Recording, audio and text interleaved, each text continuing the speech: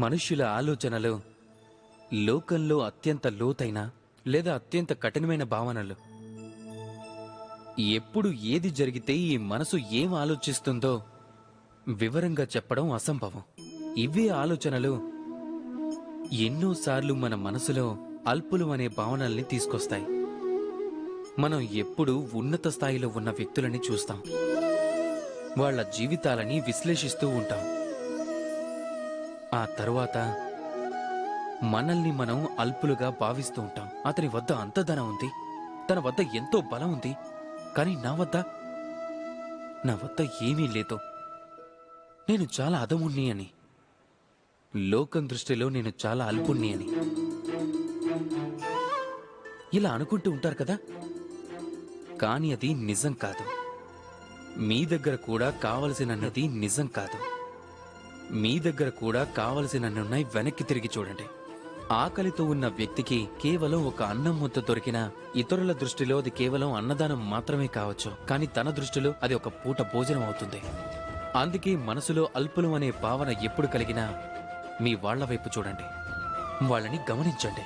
మీకు విశ్వాసం కలుగుతుంది. ఈ లోకం దృష్టిలో మీరేమీ కాకపోవచ్చు, కానీ కొందరు వ్యక్తులకు మాత్రం మీరే వాళ్ల లోకం అవుతారు. మీరే లోకం అని ఎవరు భావిస్తారో వాళ్లతో సంతోషంగా ఉండండి. జీవితంలో మనం ఎందరినో కలుస్తూ ఉంటాం. మీరు కూడా ఇలాంటి వాళ్ళని చాలా మంది కలిసే ఉంటారు. వారిని వారు ఎప్పుడూ అసమర్థులుగా భావిస్తూ ఉంటారు, నిరాశకి లోనై ఉంటారు. వాళ్ళు ఈ నిర్ణయానికి లోనై ఉంటారు, ఈ జీవితంలో వారు ఏ కార్యం కూడా సాధించలేరు అని, వారు అసలు ఏమీ చెయ్యలేరు అని, ఏ పనికి వారు యోగ్యులు కారు అని. కానీ అది నిజం కాదు. నిజానికి ఈ లోకంలో అసమర్థులంటూ ఎవ్వరూ లేరు.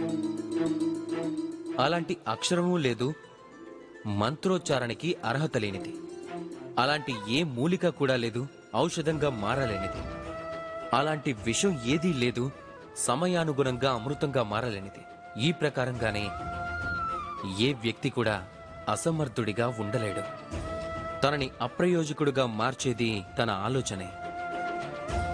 అందుకే మీరు మీ ఆలోచనని తెలుసుకోండి. అప్పుడు మీరు ఏంటో మీకే అర్థం అవుతుంది. మీలో ఉన్న మనసుని మేల్కొల్పండి. అప్పుడు ఈ లోకమంతా ఆశతోనే నిర్మితం అయిందని మీరు తెలుసుకుంటారు. ఈ లోకంలో నిరాశ, నిస్పృహ, అపజయం లాంటి విషయాలకి ఇక్కడ అస్తిత్వం లేదు అని పెద్దవారు ఏదో సందర్భంలో మీతో చెప్పే ఉంటారు. ఈ లోకం దుఃఖానికి మూలమని, ఈశ్వరుడి పట్ల భక్తి ఆ దోషం నుంచి దూరం కావటానికి మార్గమని. కానీ ఆలోచించండి, నిజంగా ఈ లోకం దుఃఖసాగరం అయ్యుంటే ఆ విధి మిమ్మల్ని ఇక్కడ జన్మించేలా చేస్తుందా? ఆ ఈశ్వరుడు ఇక్కడ ఎలా అవతరిస్తాడు? ఎప్పుడైతే సమస్యలు మన పరిధి దాటి వెళ్తాయో అప్పుడు మనం ఈ లోకంపై ఆరోపణలని మొదలు పెడతాం. ఇక్కడ ప్రజలు నేలపైకి నేను రాకున్నా బాగుండేది అనుకుంటారు. ఒక రైతు విశాలమైన బంజర భూమిని అతను తన కష్టంతో పచ్చగా కలకలలాడే పంట భూమిగా మారుస్తాడు. ఒక దర్జీ తన వద్దకి ఒక సాధారణ వస్త్రం వచ్చినా సరే తను తన శ్రమతో దానికి ఒక సుందరమైన రూపాన్ని ఇవ్వగలుగుతాడు. మీరు కూడా బాగా శ్రమించండి. మీరు ఏ లోకంలోకి వచ్చారనేది ముఖ్యం కాదు. అలాగే మీరు ఇక్కడికి ఎలా వచ్చారన్నది కూడా ముఖ్యం కాదు. విలువైనది ఏదైనా ఉంది అంటే అది కేవలం ఒకటే, మీరు వెళ్ళిన తర్వాత అప్పుడు మీరు ఈ లోకంలో ఏం వదిలి వెళ్లారనేది. ఈ ఆలోచనతోనే బతకండి.